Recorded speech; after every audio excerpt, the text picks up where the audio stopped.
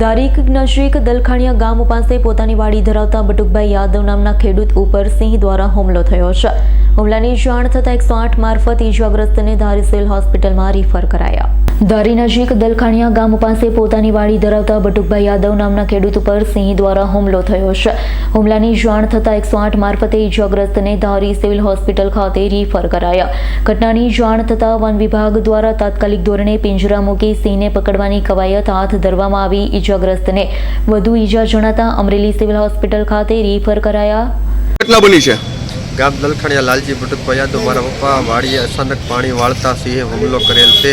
એને ઇજાગ્રસ્ત માટે ધારી સિવિલ હોસ્પિટલમાં લઈ જવામાં આવેલ છે. અત્યારે ધારીથી અમરેલી 108માં રિફ્રેશ કરવામાં આવશે. આગળ કેવી ઈજા થઈ છે? 3 ઠેકાણે દાઢું સિંહે પગમાં બેસાડી દીધેલ છે. કેટલા વાગ્યા ઘટના બની? આ સવારમાં 9 થી 10 વાગ્યાની વચ્ચે. ક્યાંથી સિંહ આવ્યો હતો? સિંહ અંદર ક્યાંક હતો, આપણને કંઈ ખબર નહોતી. બરોબર, અચાનક મારા પપ્પા પાણી વાળતા એને માથે હુમલો કરેલ છે.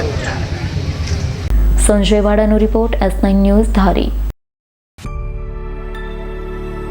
અમારી તમામ માહિતીથી અપડેટ રહેવા માટે જોડાયેલા રહો S9 ન્યૂઝ સાથે.